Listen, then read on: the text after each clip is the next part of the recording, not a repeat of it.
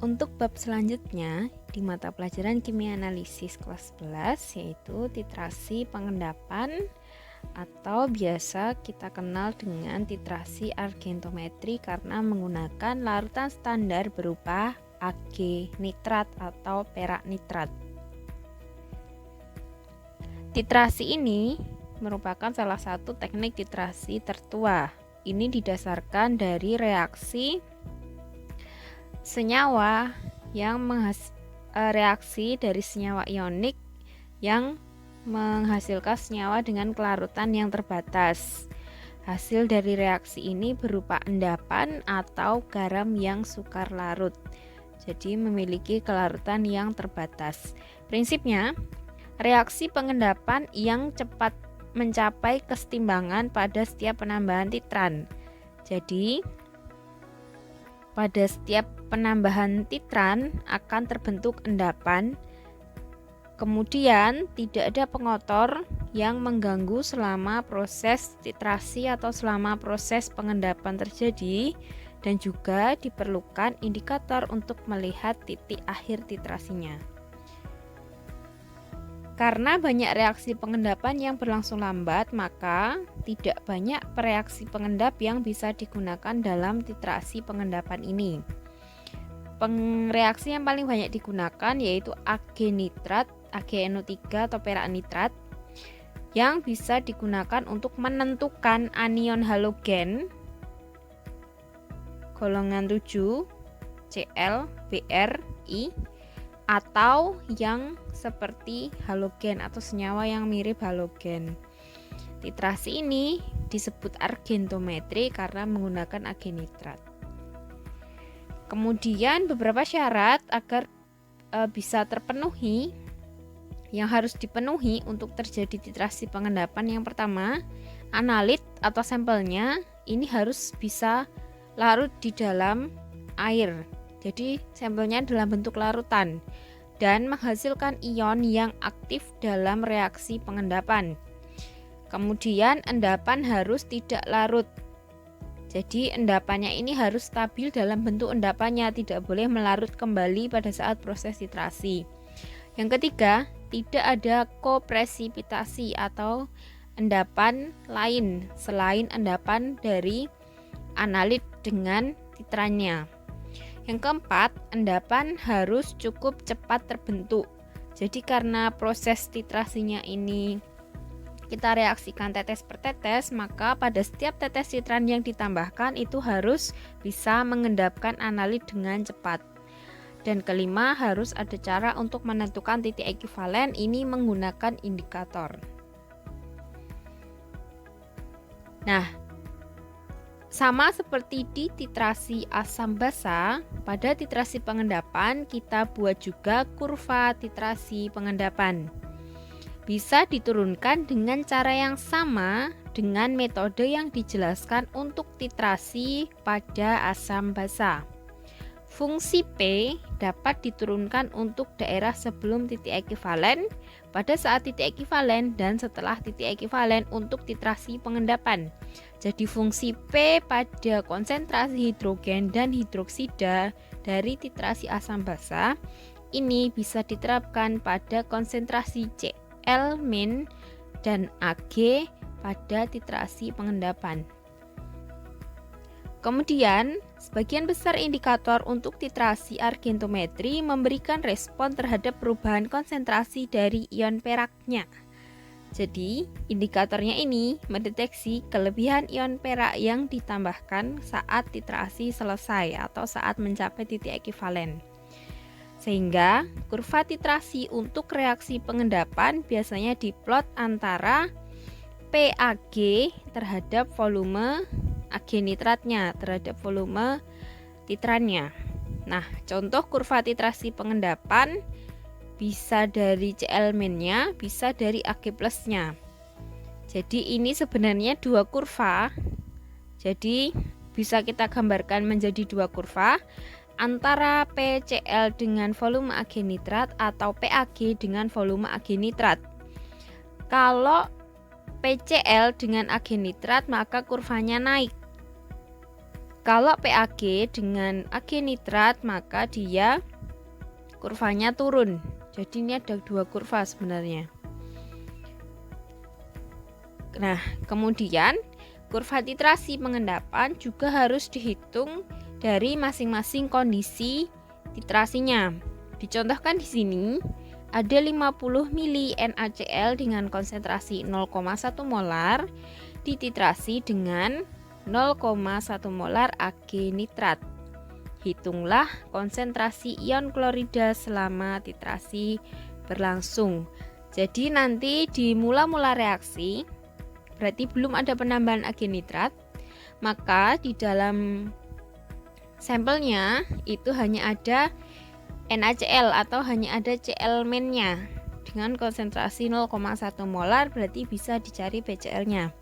Kemudian dengan penambahan 10 mili Ag nitrat, maka ini akan bereaksi dengan sebagian NaCl-nya, tapi masih ada NaCl yang belum bereaksi, sehingga nilai Cl-nya dapat diketahui. Kemudian pada saat titik ekivalen 50 mili Ag nitrat ditambahkan ke 50 mili NaCl, maka titik ekivalennya tercapai karena mol Ag nitrat sama dengan mol NaCl-nya. Ketika mol Ag nitrat sama dengan mol NaCl-nya, maka konsentrasi Ag atau konsentrasi Cl di dalam larutannya atau dalam endapannya itu bisa dicari dari nilai KSP endapan yang terbentuk. Sehingga kita cari konsentrasi Ag dan konsentrasi Cl-nya dari dari nilai KSP AgCl-nya atau KSP dari endapannya. Kemudian yang terakhir, setelah penambahan 60 mili Ag nitrat, ini berarti terdapat kelebihan Ag nitrat yang ditambahkan sebesar 10 mili. Sehingga pada kondisi ini kita bisa mencari kelebihan konsentrasi Ag yang ditambahkan, kemudian bisa kita cari nilai PAG-nya.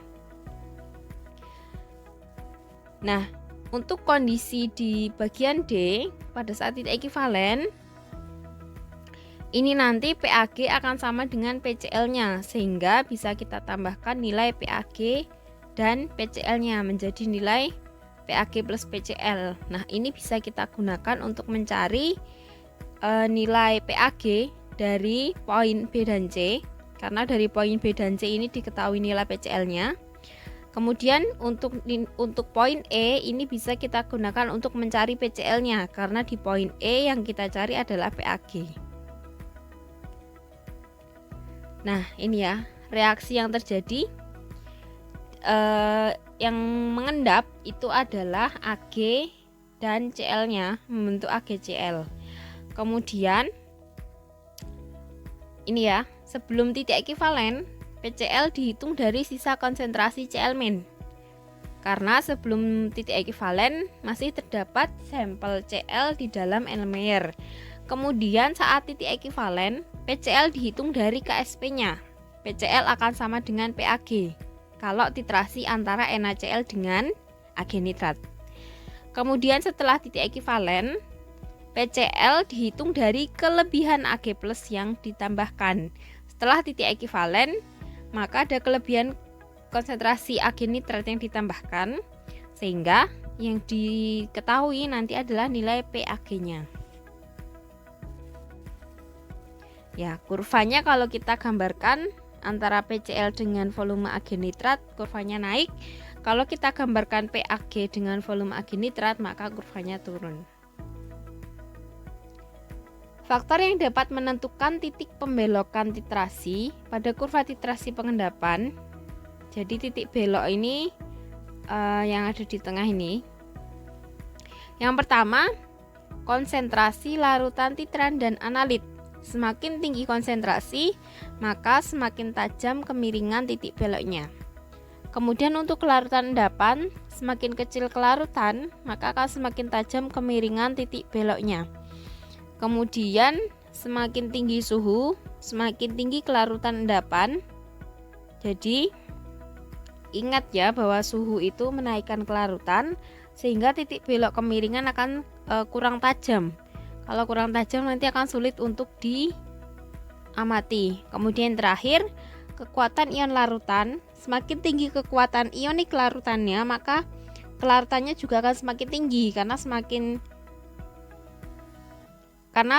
tinggi kelarutan ioniknya, dia akan semakin mudah untuk larut di dalam larutannya, sehingga semakin tinggi kelarutan endapannya di dalam larutan, maka titik belok kemiringan akan semakin kurang tajam dan semakin sulit untuk diamati.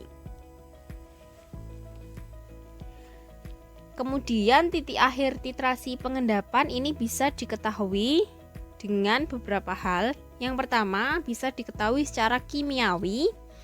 Ini terdiri dari perubahan warna dan kemunculan atau hilangnya kekeruhan. Syaratnya yang pertama, perubahan warna harus terjadi dalam rentang fungsi P yang terbatas. Yang kedua, perubahan warna harus terjadi dalam bagian curam dari kurva titrasi. Jadi kurva titrasinya ini nanti untuk menentukan indikator mana yang cocok untuk titrasi pengendapan. Kemudian yang kedua, dapat diketahui dengan cara potensiometri. Jadi secara potensiometri ini diperoleh dengan mengukur potensial listrik yang sebanding dengan konsentrasi ion Ag+ di dalam larutan. Kemudian yang ketiga, secara amperometri ini untuk mendapatkan titik akhir secara amperometri, arus yang dihasilkan antara sepasang mikroelektroda perak diukur dan diplotkan sebagai fungsi volume reagen. Di caranya ada 3 ya. Kemudian untuk titrasi argentometri sendiri ini biasanya reaksinya secara umum kita tuliskan dengan X-nya ini sampel ditambah Ag+ karena titrannya adalah Ag nitrat. Reaksi pengendap yaitu Ag+, nanti akan menjadi AgX. X-nya ini bisa Cl-, bisa Br-, bisa I-, bisa Cn-, bisa SCn-, dan lain sebagainya.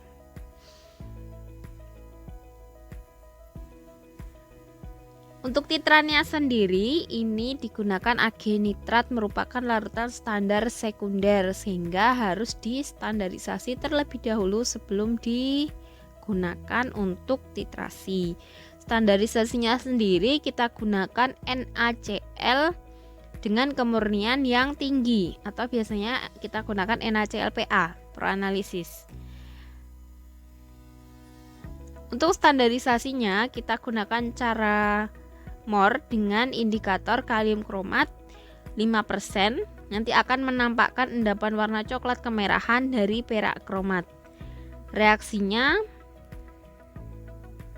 Ag nitrat ditambah K2CrO4 nanti akan membentuk perak kromat Ag2CrO4 yang berwarna coklat kemerahan, yang menandakan bahwa titrasinya sudah selesai karena endapan AgCl-nya itu berwarna putih. Nah, indikator untuk metode argentometri itu berbeda-beda. Nanti ada metode MOR, metode Vaillant, dan metode Volhard.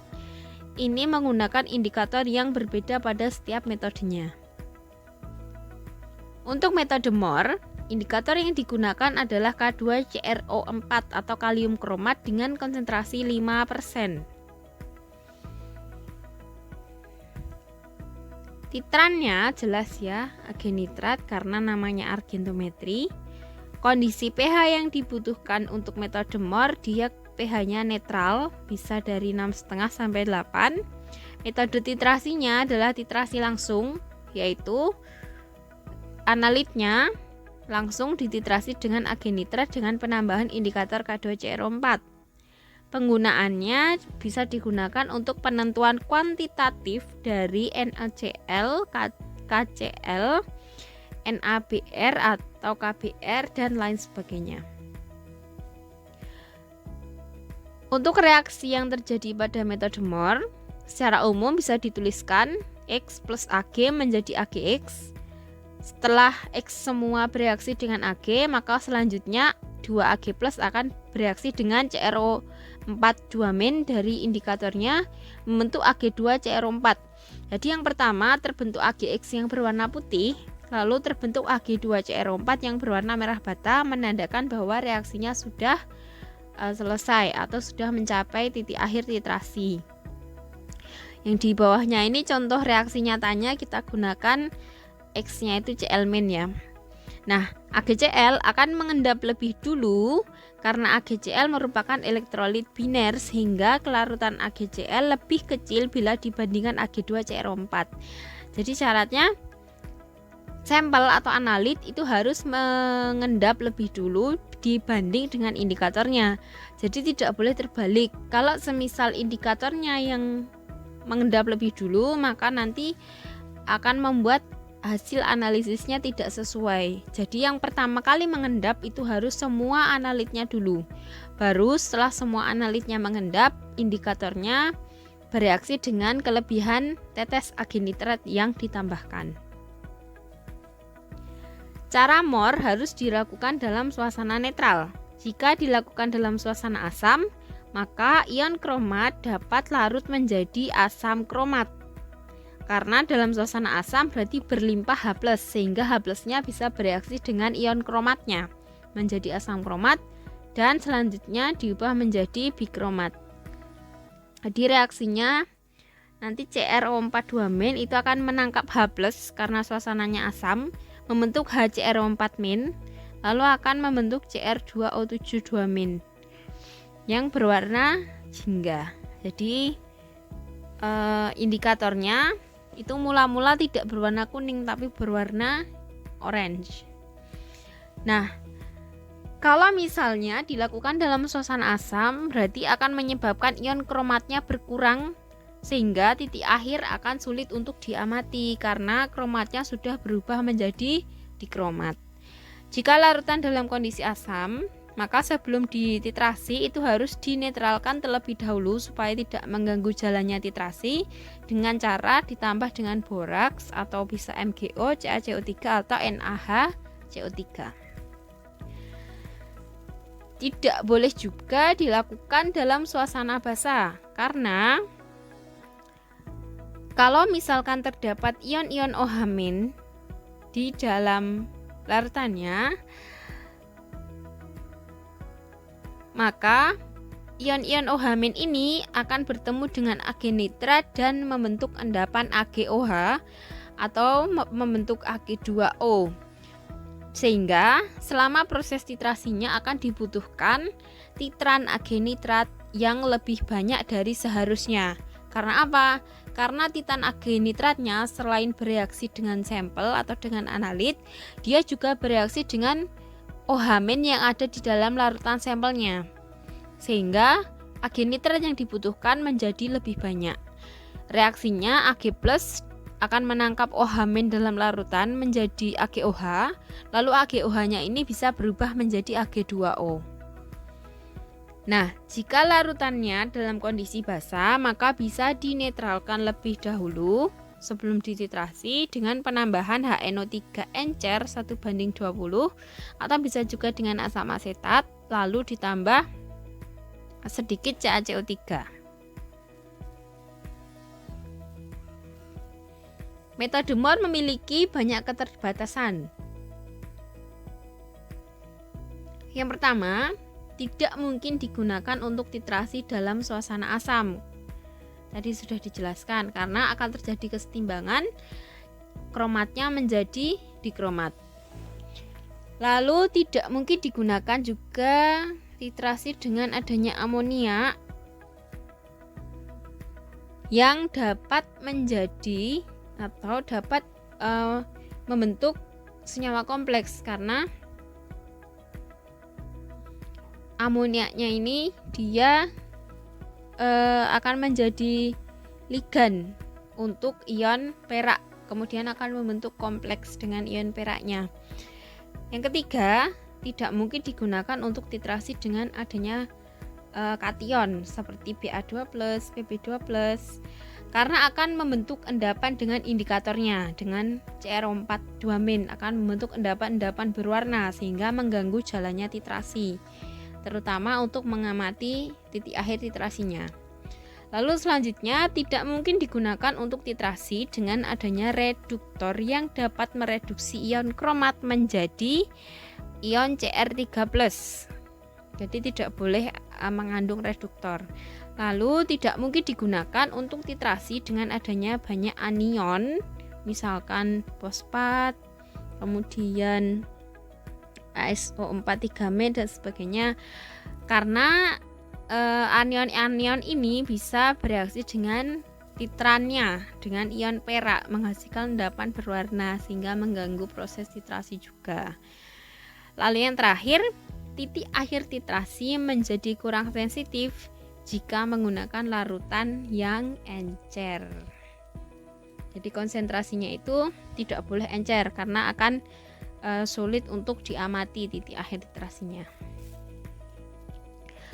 Kemudian yang selanjutnya ada metode Volhard.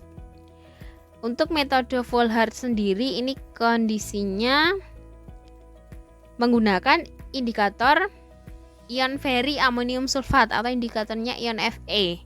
Titrannya sama, Ag nitrat.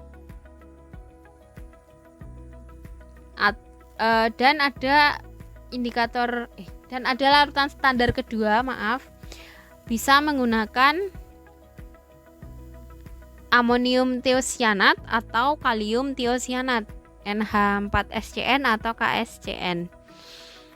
Kondisi titrasinya diatur dalam kondisi asam atau pH kurang dari 3. Standarisasi Ag nitratnya dengan NaClPa, ya, tadi sudah dijelaskan. Untuk standarisasi larutan KSCN-nya ini menggunakan Ag nitrat yang terstandarisasi. Indikatornya menggunakan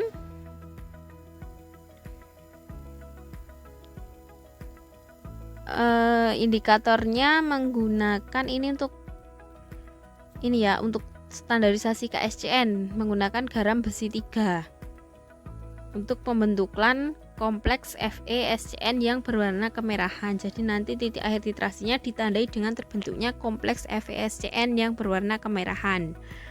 Metodenya menggunakan titrasi tidak langsung atau titrasi kembali karena digunakan 2 titran di dalam metode Volhard. Nah, titratnya akan direaksikan dengan larutan standar Ag nitrat secara berlebih. Kemudian kelebihan ion Ag yang ditambahkan itu akan dititrasi dengan ion thiocyanat KSCN atau NHSCN. Reaksinya analit X ditambah dengan Ag+ berlebih akan membentuk AgX dengan kelebihan Ag. Nah, kelebihan Ag-nya ini akan dititrasi dengan larutan standar kedua yaitu KSCN akan membentuk AgSCN. Nah, titik akhir titrasi diketahui saat Ag-nya ini sudah bereaksi dengan SCN semua, maka kelebihan SCN yang ditambahkan ke dalam Erlenmeyer akan bereaksi dengan indikator Fe-nya membentuk kompleks FeSCN yang berwarna merah sehingga titik akhir titrasinya dapat diketahui. Dasarnya yaitu yang pertama pengendapan, ini untuk mengendapkan sampel dan mengendapkan kelebihan Ag, lalu kemudian terjadi pembentukan kompleks antara SCN dengan Fe. Dalam reaksi ini diperlukan lingkungan asam karena jika digunakan lingkungan atau suasana basah maka akan terdapat OH- dalam larutannya yang dapat membentuk senyawa atau endapan FeOH3 yang berwarna merah coklat. Jadi kalau dalam suasana basah OH-nya itu akan bereaksi dengan indikatornya membentuk senyawa berwarna merah coklat. Untuk menghindari hidrolisis dari feri amonium karena terbentuknya AgOH3. Jadi untuk menghindari hidrolisis dari indikatornya juga. Nah, pH titrasinya ini diatur dengan penambahan asam nitrat. Metode Volhard biasanya digunakan untuk sampel Cl, Br atau I. Nah, caranya larutan Ag nitrat standar ini ditambahkan ke sampel secara berlebih dan terukur. Biasanya penambahannya menggunakan pipet volume. karena nanti masuk di perhitungan. Kemudian ion perak akan ditentukan secara titrasi kembali dengan larutan tiosianat standar. Jadi kelebihan ion peraknya dititrasi dengan tiosianat standar.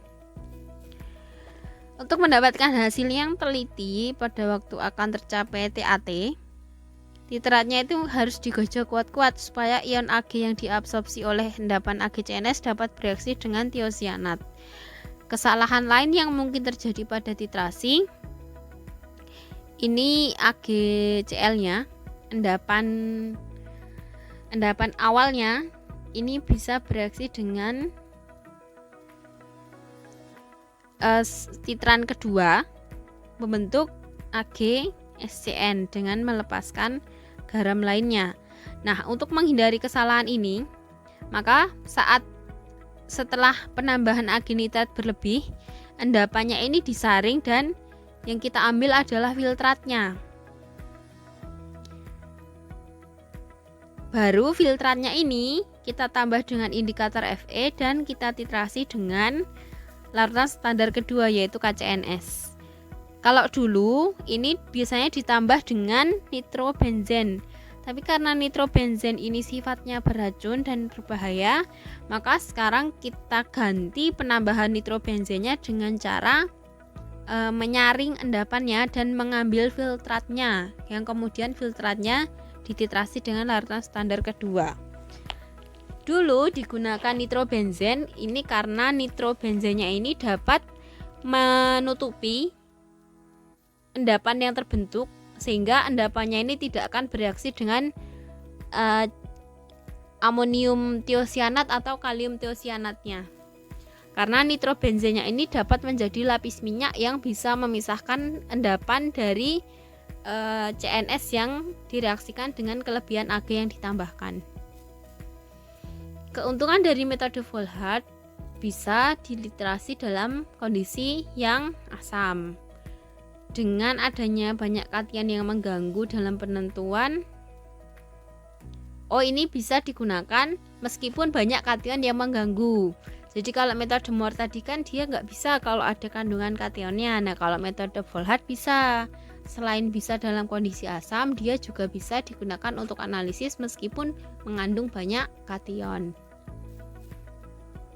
Nah, yang ketiga, yang terakhir, ada metode Fayand. Titrannya menggunakan Ag nitrat sama kondisi lingkungan ini tergantung anion dan indikator yang dipakai. Karena metode Fayand ini indikatornya ada beberapa. Jadi kondisinya itu bisa asam, bisa basa, bisa juga netral. Nah, metode titrasinya ini metode titrasi langsung. Jadi analitnya ditambah indikator lalu dititrasi dengan Ag nitrat.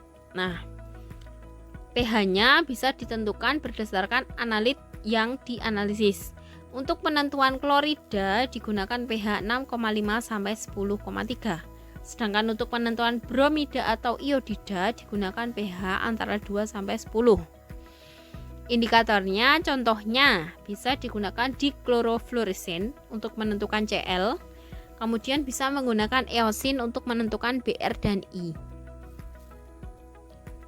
Metode Fayand reaksinya contohnya seperti ini.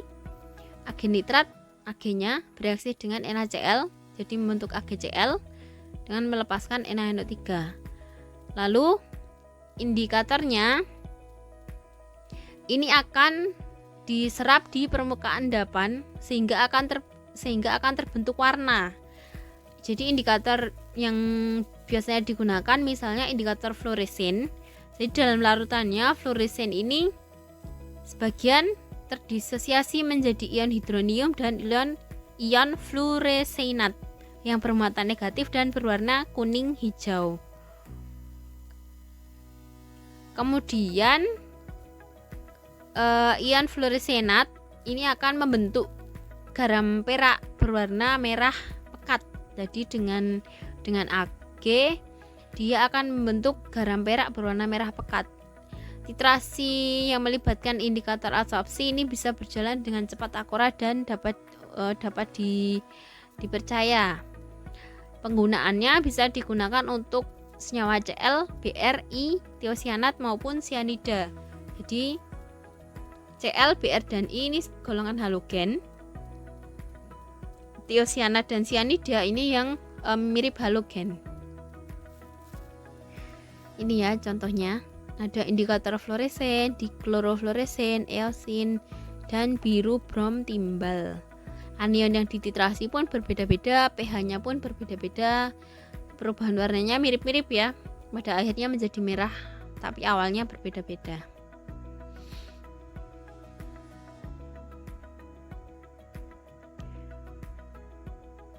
Nah, untuk reaksinya Cl- ditambah Ag menjadi AgCl kan tadi. Nah, AgCl ini masih diselubungi oleh ion-ion klorida. Nah, setelah mencapai titik ekivalen, maka dia sudah tidak bermuatan lagi. Karena ion kloridanya kan semua sudah bereaksi menjadi endapan AgCl. Kemudian kalau kita tambahkan setetes atau 2 tetes Ag nitrat ke dalam sampel, maka sekarang muatannya menjadi plus karena yang menyelimuti berganti dengan Ag+. Muatan plus ini bisa mengadsorpsi indikator sehingga terjadi perubahan warna. Setelah pengadsorpsian selesai, maka muatannya akan menjadi netral. Contohnya seperti ini. Pada saat sebelum titik akhir titrasi, terbentuk endapan AgCl yang tengah ini. Kemudian karena sebelum titik akhir itu masih terdapat sampel, maka endapan AgCl ini akan terselimuti oleh anion-anion dari Cl- yang masih belum bereaksi. Kemudian pada saat titik akhir titrasi, anion-anion Cl- yang berada di sekitar endapan itu sudah bereaksi semua menjadi endapan AgCl.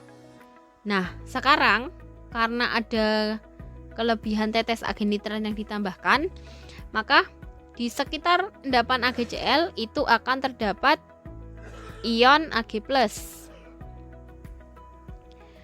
Nah, karena terdapat ion Ag+ di sekitar endapan AgCl, maka permukaan endapan AgCl itu akan bermuatan positif. Muatan positif pada permukaan AgCl inilah yang kemudian mengadsorb atau membantu terabsorbnya indikator ke permukaan endapan AgCl sehingga menyebabkan perubahan warna. Kalau kita simpulkan untuk metode Mohr, Volhard, dan Fayans, cara titrasinya ini Mohr itu langsung, Volhard itu tidak langsung, Fayans itu cara langsung. Untuk pH-nya sendiri bervariasi. Mohr itu netral, Volhard itu pH asam, Fayans itu bisa pH asam, netral maupun basa. Indikatornya sendiri untuk Mohr itu menggunakan kalium kromat, Volhard menggunakan ion Fe, Fayans itu menggunakan fluoresen atau yang lainnya juga bisa. Perubahan warnanya untuk Mohr itu menjadi merah bata dari endapan putih. Untuk Volhard, endapan putih menjadi larutan merah. Untuk Fayans, endapan putih menjadi suspensi berwarna merah. Ini juga kesimpulan untuk beberapa analit dan titran yang digunakan serta metode yang bisa digunakan. Untuk larutan bakunya menggunakan perak nitrat dengan kemurnian tinggi 99,9% sehingga bisa dibuat langsung dengan cara menimbang. Kalau kemurniannya lebih rendah, maka setelah pembuatan harus distandarisasi terlebih dahulu menggunakan NaCl-PA murni dengan kemurnian 99,9%. Ini sebagai baku primernya. Kemudian larutan baku yang kedua adalah amonium atau kalium tiosianat NH4SCN atau KSCN. Pembuatannya dilakukan dengan menimbang padatan, kemudian dilarutkan ke dalam aqueous, lalu distandarisasi menggunakan larutan standar Ag nitrat. Oke. Untuk penjelasan titrasi pengendapan selesai. Kita lanjutkan lagi untuk titrasi yang berikutnya di video berikutnya.